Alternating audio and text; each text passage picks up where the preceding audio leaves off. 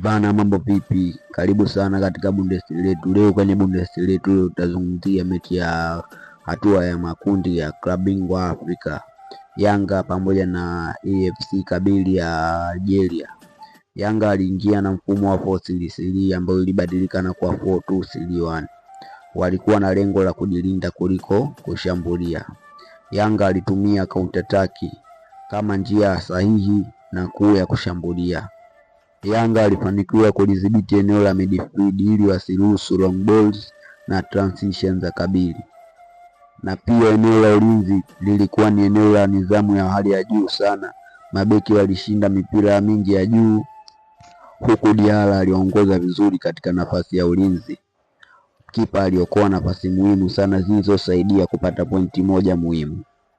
Yanga alitegemea mawinga na movement ya Pacome kwenye transition, huku creativity ilikuwa ndogo kutengeneza nafasi nyingi. Kipindi cha pili, Diarra alikuwa imara kwenye mapambano na kusimama vizuri katika eneo la ulinzi. Ekua alituliza midfield na kusaidia katika kukaba, ila tatizo alishindwa kupandisha spidi ya mashambulizi. Pacome alifanya pressing na kukimbia kwenye counter, lakini final ball haikuwa mzuri. Kwa kifupi, Yanga alipata pointi moja kwa sababu ya ulinzi, compact shape na game management, pamoja na Kabili walishindwa kutumia nafasi walizozipata.